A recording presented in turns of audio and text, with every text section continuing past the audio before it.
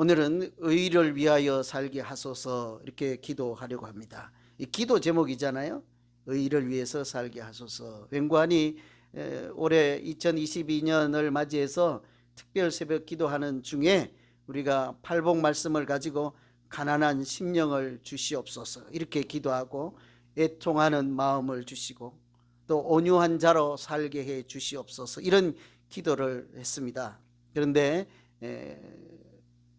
하지 못했던 몇 가지 기도를 주중에 이렇게 지금까지 해오고 있습니다. 오늘 마지막 시간으로 의를 위해서 살게 해 주시옵소서 이 기도입니다.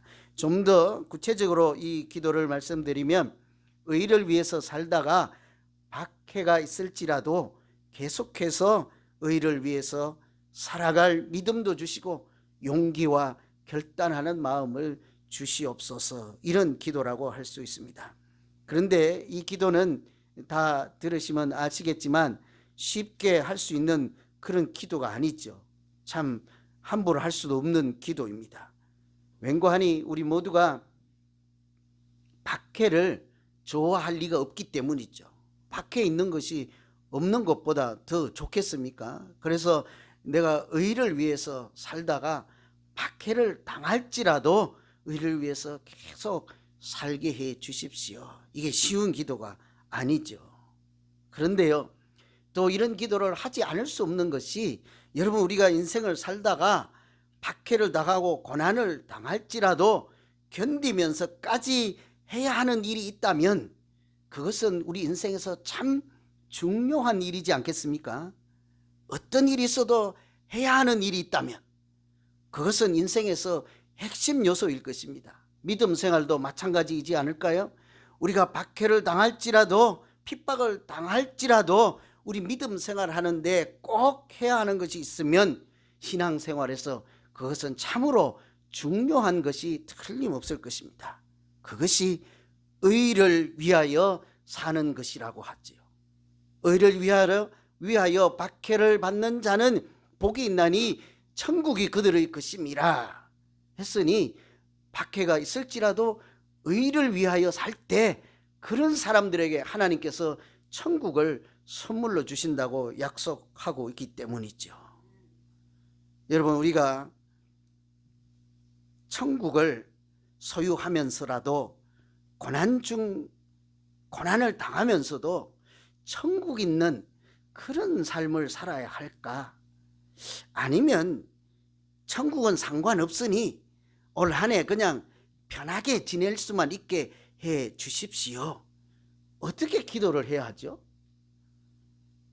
우리 다시 한번 잘 생각해 볼까요?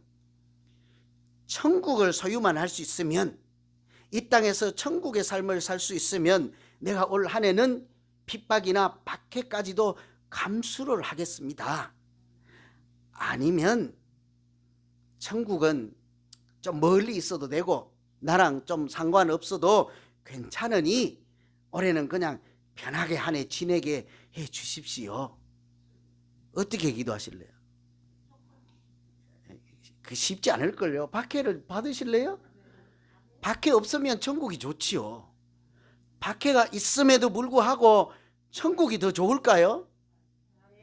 봐요, 서너 명밖에 안 되잖아요. 이 쉽지 않다고요. 실제로 간단하지 않아요.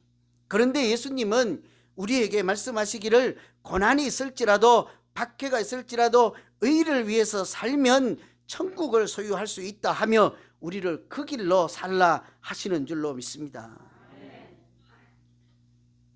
저는 그래서 올 한 해 우리 모두가 천국 없이 편하게 사는 그런 한 해보다는 어려움도 있고 박해도 있고 고난이 있을지언정 하나님 안에서 천국 같은 삶을 사는 것이 더 좋지 않을까, 그렇게 살아가는 우리 모두 되기를 소망합니다.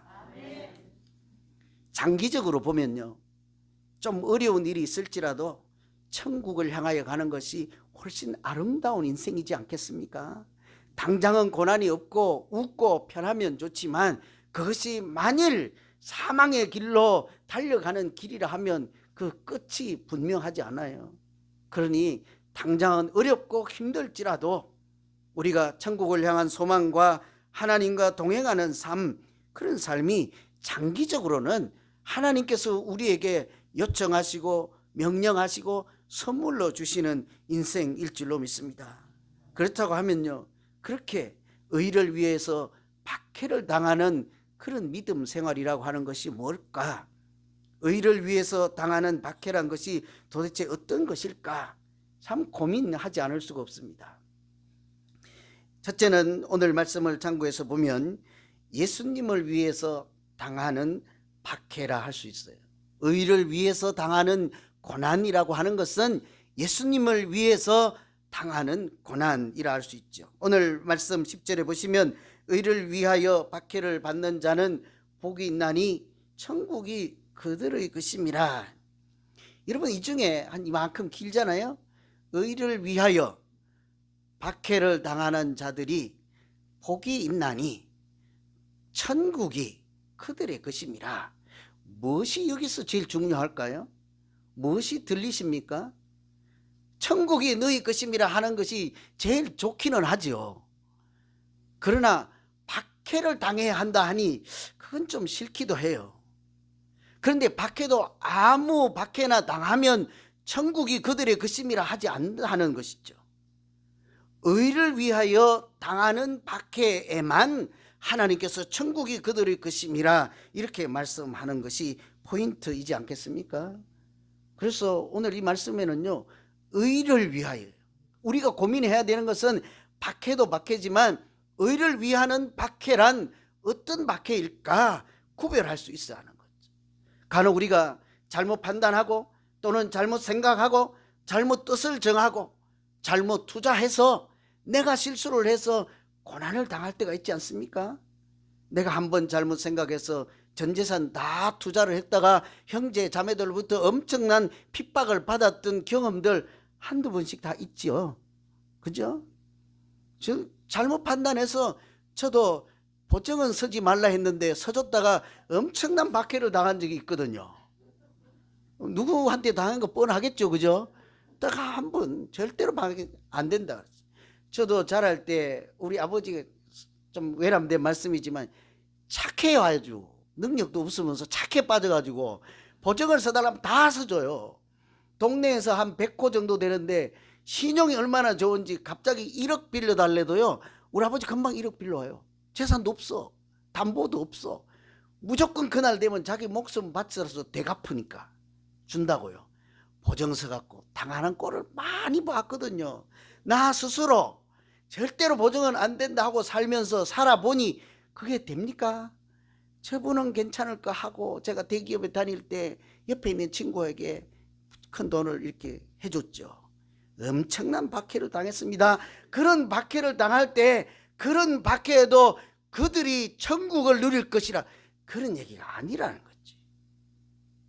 자기가 음한 짓을 하고 잘못 판단해서 잘못 행동을 하고 내가 고난을 받으니까 나같이 어려운 사람은 하나님이 천국을 주실 거라, 이런 얘기가 아니라는 거예요. 천국을 약속하시는 박해라고 하는 것은 의를 위하여 당하는 박해라는 무엇일까요? 어떤 것이 과연 의를 위해서 당하는 고난일까 하는 것이죠. 그것을 다른 말로 하면 예수님을 위해서 당하는 박해를 할 수 있는 거예요. 왠고하니 의를 위해서 박해를 당하는 자는 복이 있나니, 그 말씀 다음 구절에 보면 나로 말미암아 너희를 욕하고 박해하고 악한 말을 할 때는 그들에게 복이 있나니 이러잖아요. 앞에는 의를 위하여 박해를 당하는 자가 복이 있나니고, 다음 줄에는 나로 말미암아 욕을 먹고 박해를 당하고 악한 말을 듣는 사람이 복이 있나니 하니, 그러므로 앞에 있는 의를 위하여는 다른 말로 하면 나로 말미암아, 나가 누구이겠습니까? 예수님으로 말미암아 욕을 먹고 고난을 당하고 악한 소리를 듣는 자가 곧 의를 위하여 박해를 받는 자요, 그들이 복 있는 사람이라 하는 말씀이지 않겠습니까? 그래서 의를 위하여 당하는 고난은요, 아주 쉽게 풀이하면 예수님을 위하여요. 여러분, 예수님을 위하여 고난을 좀 견딜 수 있겠습니까? 여기서 아멘 했으면 그냥 밥 먹으러 바로 가도 되는 건데. 그죠? 이게 결론이니까. 우리가 예수님을 위해서 어려움을 좀 참아낼 수 있겠습니까? 두 번째 아멘은요, 밥 드시러 가려고 하는 아멘이에요. 이미 버스는 지나간 거예요. 여러분, 우리가요, 고난을 언제 참아낼 수 있어요? 박해를 어떤 박해도 감당해낼 수 있습니까? 나를 위해서는 할 수 있잖아요. 내 자신을 위한다면, 그럼 내 자신이 안 되면 여러분이 잘하는 거 한 가지 있죠. 우리 사랑하는 아들을 위해서는, 내 사랑하는 딸을 위해서는 내가 어떤 고난이라도 다 감내할 수 있지 않겠습니까? 우리 부모님들이 그렇게 살았고 우리 이민 1세들이 현재 그렇게 살고 있지 않습니까? 저도 하는 것은 없지만 우리 딸 아들 위해서는 어떤 욕도 참고 이렇게 살아남아 있잖아요. 그죠? 지들은 인정을 안 해도 나는 그렇게 살고 있다고요. 저들을 위해서. 아무리 아버지를 무시할지언정 내가 이 먼 나라에 와서 이렇게 푸대접을 받으면서 이렇게 가난하게 살면서 이렇게 서툴러 말도 안 되는 나라에서 이상한 사람들로부터 인간 취급도 받지 못하면서 살아가는 이 이민자의 고난을 참고 견디는 까닭은 여러분과 다름없이 똑같은 거예요. 내 새끼 잘 되면 나는 희생해도 괜찮다. 우리가 나를 위하거나 내가 사랑하는 아들, 딸 위해서는 어떤 고난도 감당해낼 용기도 있고 담대하고 그렇게 참아내고 있지 않습니까? 사랑하기 때문에 할 수 있는 거예요. 그런데요, 그것이만을 내 사랑하는 아들, 딸이 아니고 다른 누군가, 다른 사람을 위해서 그 사람 때문에 내가 욕을 먹는다면 그래도 여전히 그분 옆에 머물러 주시겠습니까? 금방 안 돼요. 그러면 조금 더요. 여러분 같은 교회 다니시잖아요. 예수사랑 비전교회 다니는 그 집사님 때문에 내가 욕을 먹어도 예수사랑 비전교회 다니시겠습니까? 다음 주에 다른 교회 가 계실걸요. 뭘 또 아멘이에요. 네? 우리는 조금만 누군가 때문에 욕을 먹거나 내가 저 사람 때문에 조금만 억울한 손해를 당하면 참아낼 수 없고 견딜 수 없는 것이 우리 인간의 본성이지 않겠습니까? 우리 믿음이나 우리 인품의 훌륭한 정도가 누군가로부터 욕을 먹고 누군가로부터 손해를 당하고 저 사람 때문에 내가 억울한 일을 당할지라도 어떻게 행동하고 처신하느냐에 따라 우리 믿음의 색깔도 다르고 인품의 수준도 달라지는 것 아니겠어요? 대개는 다른 누군가 때문에 내가 당하고 내가 손해보고 내가 욕을 먹으면 그 자리를 그냥 슬그머니 사라지고 떠나기가 십상이지요. 그런데 만일 다른 사람 때문에 욕먹고 떠나면 그냥 그렇다고 쳐요. 인간적이라고 그래요 그냥. 그런데 만일 내가 예수님 때문에 욕을 먹는다면 여러분 그 고난과 박해를 어찌하시겠습니까? 이게 우리 숙제라는 거예요. 예수님 때문에 내가 욕을 먹어도 쉽게 그냥 떠나서 절로 가시겠습니까? 예수님 때문에 내가 욕을 먹으면 더 이상 교회에 다니지 않고 하나님 없는 인생으로 택하시겠습니까?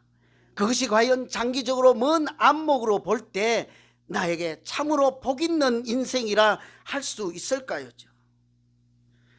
그러니 우리가 예수님 때문에 예수님으로 말미암아 고난을 당할 때도 참아낼 수 있는 것은 예수님을 사랑할 때만이에요. 진심으로 하나님을 위해서 산다. 하나님 때문에 내가 욕을 먹어도 기쁘게 여길 수 있는 것은 내가 진심으로 하나님이 나의 하나님이 되실 때이지 않겠습니까?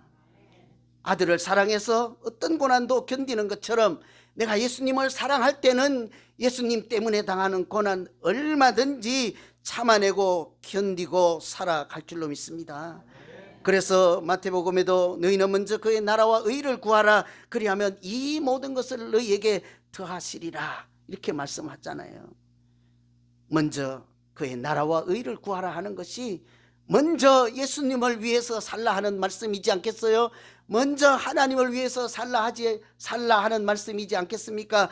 그리하면 우리가 먼저 구하기 십상인 무엇을 먹을까, 무엇을 마실까, 무엇을 입을까 하는 문제를 하나님께서 다 더해 주신다는 약속의 말씀인 줄로 믿습니다. 의를 위해서 박해를 받는 자 하나님께서 동행해 주시고 한날의 괴로움도 그날로 끝나게 해 주실 줄 믿습니다. 두 번째로 의를 위해서 사는 것, 의를 위해서 살다가 당하는 고난은요, 다른 말로 하면 예수님을 닮아가는, 예수님을 닮은 인생을 살기 때문에 당하는 고난이라고 합니다. 예수님처럼 살면요, 편하게 살까요? 아니면 예수님처럼 살면 고난 가운데 아주 어렵게 살까요? 여러분, 우리 신앙생활을 하는 것이 하나님 안에 살고 하나님 닮아가고 예수님 닮아가고자 하는 소망으로 사는 것이지 않겠습니까? 잘 안 되십니까? 교회 다니면서도 불경을 외우면서 나도 나무 아미타불 부처님처럼 되게 해주세요, 그렇게 기도하십니까? 아니잖아요. 하나님이시면서도 하나님과 동등됨을 취하지 않고 하늘 영광 보좌를 버리고 이 땅에 내려오신 하나님의 겸비함으로 내가 그렇게 예수 따라가는 주님 가신 그 길을 나도 살게 해 주시옵소서. 이것이 우리 평소의 기도잖아요. 예수 닮아가는 삶. 그런데 그 길은 우리가 잘 아시는 대로 예수님도 말씀하신 것처럼 누구든지 자기를 부인하고 자기 십자가를 지지 않고는 따라올 길이 아니라고 하시잖아요. 나를 따라오거든 누구든지 자기를 부인하고 날마다 자기 십자가를 지고 오라 말씀하시지 않습니까? 고난의 길이기 때문이지요. 그 길은 박해가 있는 길이기 때문이지 않겠습니까? 그래서요, 로이드 존스 목사님은, 이분은 아주 유명한 목사님이에요. 의사이기도 하고 이 성경 한 구절을, 책 한 권을 써내는 사람이에요. 에베소서 6장 가지고 책을 이만큼 쓰는 분이에요. 아주 유명한 분이에요. 또 많은 목회자들에게도 참 귀감이 되고 말씀을 이해하는데도 참 많은 도움을 주신 의사이니까 얼마나 이렇게 세밀하겠어요. 이분이 말씀하시기를 의를 위해서 당하는 박해라고 하는 것은 예수님을 닮아가는 삶을 살 때 당하는 고난입니다, 이렇게 설명했다고요. 아까 의를 위하여는 나로 말미암아 하고 같은 표현이니까 예수님으로 말미암아 예수님을 위하여잖아요. 그 예수님을 위하여라는 말이 예수님을 닮아간다, 이런 표현이라고 해석할 수 있다는 것이죠. 사실 우리가 연초에부터 지금까지 팔복의 말씀으로 기도를 했잖아요. 나에게 올해는 가난한 심령을 주시옵소서, 애통하는 마음을 주시고 온유한 자로 살게 해 주시옵소서. 이런 것이 다 어디에서 왔습니까? 가난한 마음, 긍휼히 여기는 마음, 애통하는 마음, 온유한 마음, 이런 것이 다 누구의 성품이죠? 워낙에 예수 그리스도의 성품이지 않습니까? 그 예수님을 닮아가는 사람들이 복이 있나니 그들이 천국의 복을 누릴 것이라, 이렇게 약속해 주시는 말씀이잖아요. 그러니 우리가요, 제일 첫 번째, 심령이 가난한 자는 복이 있나니 천국이 그들의 것이며, 애통하는 자는 위로를 받는다 하잖아요. 온유한 자는 땅을 기업으로 받는다 하잖아요. 오늘 마지막 결론에 의를 위하여 박해를 당하는 자는 그들이 복이 있나니 그들이 천국을 누릴 것임이라.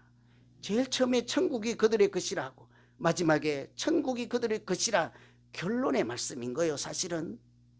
그러니 이 의를 위해서 박해를 당한다는 것은 예수님처럼 가난한 심령으로 살고 긍휼히 여기는 자로 살고 애통하는 자로 살고 온유한 자로 사는 것이 천국을 누리는 비결이기는 하나, 거기 우리가 또 한 가지 생각할 것은 그곳에 함께 박해가 있다는 사실이에요. 이해가 잘 되지 않잖아요. 착하게 살고 온유하게 살고 긍휼히 여기 살고, 긍휼히 여긴다는 것은 사랑을 베풀며 산다는 얘기예요. 온유하게 산다는 것은 내가 막 함부로 할 수도 있지만 절제하고 내 능력을 내 마음대로 사용하지 않고 하나님의 통제를 받으면서 하나님의 뜻에 맞게 함부로 경거망동하지 않고 살아간다는 것이잖아요. 그런데 왜 박해를 당해야 됩니까? 예수님처럼 더욱 예수님 닮아가는 사람으로 살면 칭찬을 받아도 시원치 않은데 박해가 웬 말이냐고요. 그러면 누가 교회 다니면서 나도 예수님처럼 살아야지 그런 기도를 할 수 있겠습니까? 가만 생각해 보니요, 예수님은 긍휼을 베풀면서도 박해를 오히려 당하면서 살았습니다. 주님은 이 땅에 오셔서 가난한 자, 눈먼 자, 눌린 자를 자유케 하려고 때로는 율법을 어기고 때로는 전통을 지키지도 않고 안식일에도 병든 자들을 고쳐주었습니다. 그때 사람들이 뭐라고 하던가요? 박수를 치지 않습니다. 오히려 사람을 고쳐주었으니까 칭찬을 들어야죠. 고맙다고 해야죠. 그런데 사람들이 웬 말입니까? 왜 안식일에 고치냐고 오히려 비난하였습니다. 왜 안식일을 지키지 않느냐고. 한 번은 제자들과 밀밭을 지나가는데 제자들이 배가 고파서 밀리삭을 이제 따먹는 것을 보았습니다. 그날도 하필이면 안식일이죠. 안식일에 밀리삭을 하나 따먹으면요, 다른 사람들은 그것이 추수하는 것이라고, 노동이라고, 안식일에 손도 까딱하면 안 된다 하고 못하게 금지된 행동임에도 불구하고 예수님은 제자들이 미리삭 밭을 지나갈 때 따먹는 걸 보고 그대로 두었다고요. 왜요? 안식일을 지키는 것보다, 율법의 형식을 지키는 것보다 배고픈 그들에게 굶주림을 면하게 해서 생명을 구하는 것이 율법의 근본 정신인 것을 알고 하나님께서 우리에게 가르쳐 주시는 그 장면이잖아요. 그래서 그들에게 율법의 형식이 아니라 사랑을 베풀기 위해서 밀리삭 따먹게 했다고요. 그런데 뭐라고 해요? 칭찬을 듣지 않습니다. 오히려 그것 때문에 죽이려고 들지요. 심지어는 38년 동안 아팠던 사람을 고쳐주었는데 사람들이 뭐라고 해요? 도대체 이런 사람이 어디 있을까? 저렇게 고마운 분이 어디 있을까 하고 구름대처럼 몰려와서 하다못해 집에 있는 계란 하나라도 갖다 주면서 내가 참 오히려 고맙소 이렇게 해야 되잖아요. 그런데 뭐래요? 왜 고쳐주냐고요. 심지어는 그 고침 받은 사람, 병이 나은 사람이 자리를 들고 일어나 걸어가니까 뭐래요? 왜 안식일에 일어나 가느냐고 하잖아요. 38년 동안 앉아 있었는데 또 하루 더 앉아 있으라고요? 여러분 그러시겠습니까? 1분 1초가 급하지 않겠어요? 새로 태어나는 그 순간에 얼마나 가슴이 벅찼겠습니까? 어떻게 하룻밤을 더 기다리고 앉아 있냐고요. 나음을 받아서 춤을 출 듯이 기뻐하는 그 사람들과 고쳐준 예수님을 보고 오히려 잘했다 칭찬하지 않고 감사하지 않고 오히려 그들을 비난했잖아요. 요지가 뭐예요? 사랑을 베풀었어요. 긍휼히 여겼어요. 하나님이 하라고 하는 대로 했어요. 긍휼히 여기는 자는 복이 있다고 했어요. 그런데 현실은 핍박이 다가왔잖아요. 고난이 다가왔습니다. 여러분 그럼에도 불구하고 우리가 그 길을 계속 가야 할까요? 왜 대답 안 했어요? 다시 읽어야 돼요. 10절. 의를 위하여 박해를 당하는 자는 복이 있나니 천국이 그들의 것임이라. 이 말씀을 우리가 믿는다고 하면 설사 거기에 박해가 있을지라도 내가 의를 위해서 살다가 천국을 소유한 사람으로 살겠습니다. 아멘 해야 될 줄로 믿습니다. 그런데 참 신기하게도요, 이게 우리 잘 안 와닿잖아요. 어렵잖아요. 그런데 성경에도 그런 말씀이 있더라고요. 예수 그리스도 안에서 경건하게 살고자 하는 자는 핍박을 받으리라. 여러분 이 성경에 이런 말이 있어요? 이런 건 좀 빼야 안 됩니까? 성경에서 여러분 좀 정신이 제대로 들었으면요 이런 거 빼야 돼요. 경건하게 사는 자는 핍박을 받으리라. 뭐가 안 맞아요? 우리는 경건하게 살고자 하는 사람들입니다. 하나님과 더불어 살고자 하는 사람, 하나님 더 가까이 가고자 하는 사람, 거룩하게 사는 사람, 구별되게 살고 싶은 사람이에요. 주일날 산으로 들러 뛰어다니지 않고 이렇게 팬데믹에도 모여서 예수 이름 부르며 찬양하며 기도하며 이렇게 좀 세상 사람들이 보기에는 다른 삶을 살기를 원하잖아요. 경건하게 사는 자는 그러면 왜 핍박을 받으리라? 성경 같으면요, 경건하게 살고자 하는 자는 은혜를 받으리라 이렇게 되어야 하지 않습니까? 근데 이건 제가 지어낸 말이에요. 거기 아멘 하면 안 돼요. 성경은 디모데후서 3장 12절에 무릇 그리스도 예수 안에서 경건하게 살고자 하는 자는 핍박을 받으리라. 이 아멘이 안 돼. 경건하게 살고자 하는데 핍박이 웬 말이에요. 그래서 참 제가 한 주간 고민이에요. 분명히 경건하게 살고자 하는데 이 뒤에 건 원하지 않거든요. 그래서 고민하는데 느닷없이 하나님께서 이 말씀을 기억나게 해 주셨습니다. 하나님 앞에서 정결하고 더러움이 없는 경건은 곧 고아와 과부를 환난 중에 돌아보고 자기를 지켜 새 속에 물들지 않게 하는 것이니라. 참된 경건은 고아와 과부를 환난 중에 돌아보고 자기를 새 속에 물들지 않게 하는 것이니라. 그때 제가 알았습니다. 경건하게 살고자 하는 자는 핍박을 받으리라. 아멘이 되더라고요. 여러분 아멘이 안 드세요?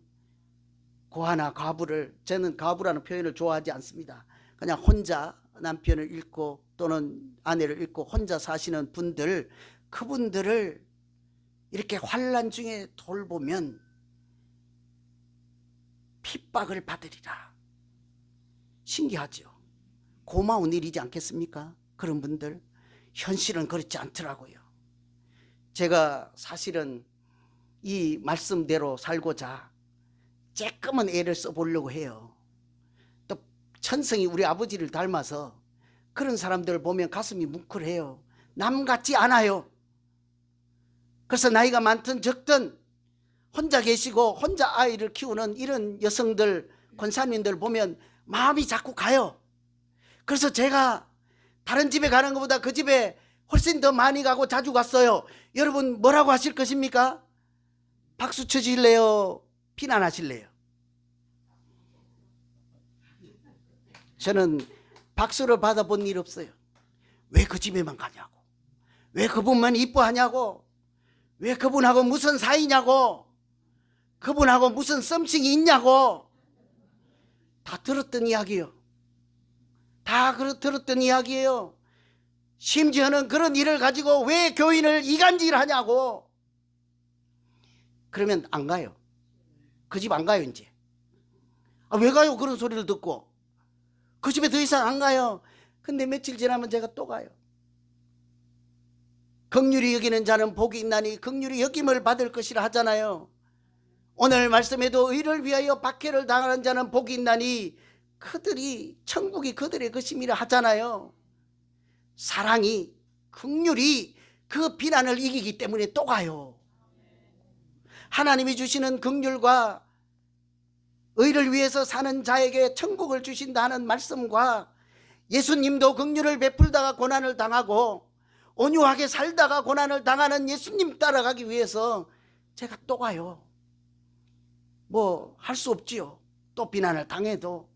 그러다가 그분이 좀 안정을 찾고 또 다른 사람들처럼 형편이 좀 나으면 그때는 더 이상 갈 필요가 없는 거예요. 여러분 제가 간혹 좀 무관심한 분들이 있죠. 정직히 말씀드려서 제가 조금 무관심한 분들이 있습니다. 1등은 장로님 부인들이에요. 절대로 신방 안 가요. 전화 안 해요. 원망하지 마세요. 장로님 하기 전에는 달라. 장로님은 저랑 같은 짐을 지고 같은 멍에를 보고 사랑을 베풀어야 되는 동역자들이니까 그 집을 챙길 겨를이 없는 거죠. 무관심해. 많아요. 다른 분들도 무관심한. 그러나 반대로 특별히 정을 가지고 더 많이 가는 분들도 있고 마음이 가는 분들이 있어요. 그러나 그분들이 또 온전하게 서면 또 번지가 달라져요. 그때 뭐라고 하시는지 아세요? 뭐라고 하시는지 아세요? 마음이 달라. 잘 아시네. 변했대요. 달라졌대요. 이렇게 우리가 긍휼히 여기고 사랑을 베풀고 팔복에 있는 예수님의 성품처럼 온유한 자로 살아갈 때도 잘했다 칭찬보다 세상 사람들은, 믿음이 연약한 사람들은 비난하기가 쉽다고요. 우리의 숙제는 무엇입니까? 그럼에도 불구하고 그 길을 계속해서 가야 할까요? 여러분, 올 한 해 그런 고난이 있고 핍박이 있다 할지라도 주님 가신 그 길을 계속 가시겠습니까? 그 길에 하나님께서 천국을 예비하시고 우리에게 천국을 소유하게 해 주신다고 말씀하셨습니다. 순교자들을 연구하는 학자들이요, 연구를 해보면 공통점이 하나 있대요. 순교자들 하나하나를 뜯어보고 그들의 발자취를 따라가 보면 한 가지 분명히 볼 수 있는 것은 하나님의 임재였습니다. 핍박을 당했잖아요. 예수님처럼 살다가 자기 목숨까지 내어주고 예수님처럼 살다가 이렇게 고난을 당하고 핍박을 당하잖아요. 그들 가운데 천국이 임하여 하나님의 임재가 나타났다는 거예요. 제가 한 가지 이야기해드리고 마칠게요. 설교 원고 순서대로는 아닌데 그냥 한 가지 이야기해드리고 마칠게요. 얼마 전에 우리 교회 권사님 얘기를 우연히 들었어요. 같은 교회 다니는 남자 집사님에게 시간 되면 때때로 맛있는 것을 해다 드렸대요. 같은 교회 다니니까. 여자 권사님이지만 젊은 나이요, 비교적. 그런데 다른 어떤 분이 그 남자분한테요 중매를 쓴다는 소문이 들었어요. 들어보니까 그 남자 대답이, 나는 중매 필요 없습니다. 중매하지 마세요. 왜냐하면 나를 너무 사랑하는 분이 있고 좋아하는 분이 있어서 맨날 음식도 해다 바치는 분이 있어서요, 나는 다른 여자가 중매 필요 없어요. 권사님 잘 아시잖아요. 착각도 자유지, 착각도 분수지. 여러분, 그분이 차를 한 잔 대접해드리고 맛있는 음식을 갖다 드리고 가끔 점심을 사드리는 것은 하나님의 사랑을 배달해주는 그냥 사랑 배달꾼에 지나지 않는 것이죠. 이성으로서 사랑한 것도 아니고 앞으로 결혼할 예상 꿈을 꾸면서 그런 기대를 하면서 갖다 주는 음식이 아니잖아요. 특별히 우리 교회 남자분들 잘 새겨 들으세요. 교회에서 누가 차 좀 잘 사주고 마시는 커피 또 친절하게 대해주고 하면 교회만 얼마나 친절한 여자분들 보시면, 저분이 나를 너무 좋아하는 것보다, 나를 이상형으로 여기는 것보다 착각은 자유예요. 그런 착각은 안 하는 것이 좋습니다. 그런 친절함, 그런 사랑, 그런 긍휼히 여기는 음식은요, 예수 이름으로 하는 사랑이요, 예수 이름으로 베푸는 하나님의 사랑에 그냥 전달자, 은혜의 통로에 지나지 않는 것이지 않겠습니까? 그 음식을 갖다 줬더니, 그래서 나는 중매 안 해줘도 된다고 하는 남자의 인생이 어떻게 됐게요? 그날로 맛있는 것은 못 먹은 거예요. 권사님이 안 갖다 주는 거예요. 이제 딱 잘라버린 거죠. 잘못하면 강제로 결혼해야 될지도 모르잖아요. 여기 우리 숙제가 있어. 제가 그 얘기를 듣고 무엇이 옳을까? 무엇이 옳을까? 얼마나 좋은 일을 했습니까? 예수 이름으로, 하나님의 이름으로 혼자 사는 분들을 긍휼히 여기고 또 애통하는 자, 또 위로가 필요한 사람들을 예수 이름으로 사랑을 해줬는데, 사람들은 그것을 보고 잘한다 하지 않고 비난을 하고 오해를 하고 당사자까지도 그렇게 하니 어쩔 수 없이 그것을 멈추었단 말이지요. 그런데 오늘 말씀해 보니까 의를 위해서 살다가, 예수님을 위해서 살다가, 그렇게 하나님의 사랑으로 살다가 핍박을 당할지라도 그 길을 계속 가는 자에게 천국이 있다 하지 않습니까? 우리가 이 일을 계속 해야 될 줄로 믿습니다. 때로는 비난을 받고 고난을 받을지라도 예수님 생각하시면서 마지막 날 그날까지 나에게 어떤 어려움이 있고 오해를 받고 미움을 살지라도 주님 가신 그 길 따라갈 때 하나님 내게 용기 주시고 담대함도 주시고 나와 동행하셔서 내가 그렇게 희생하며 살아가는 우리 가정에, 내가 그렇게 사랑하며 욕을 먹이면서도 긍휼을 베푸는 이 세상에, 내가 사람들에게 많은 오해를 받고 믿음 생활하기가 참 어려운 우리 교회 안에도 하나님의 임재가 나타나고 천국이 이루어지는 그런 산 믿음의 현장 되게 하여 주시옵소서. 이렇게 기도하는 우리 모두 되기를 소망합니다. 기도하겠습니다. 하나님 아버지, 올 한 해 동안 살아가는 동안 편안하고 천국이 없는 삶이 아니라 고통이 있을지라도 주님과 동행하며 하나님 안에서 살아가는, 그래서 내가 살고 있는 이 땅에서부터 하늘의 신령한 복을 누리는 우리 모두 되게 하여 주시옵소서. 고난의 현장에 하나님 임재하셔서 그곳에서 하늘 문이 열리게 하시고 하나님께서 만배의 복으로 갚아주시는 하나님 나라가 이루어지게 하여 주시옵소서. 예수님 이름으로 기도하옵나이다. 아멘. 다 같이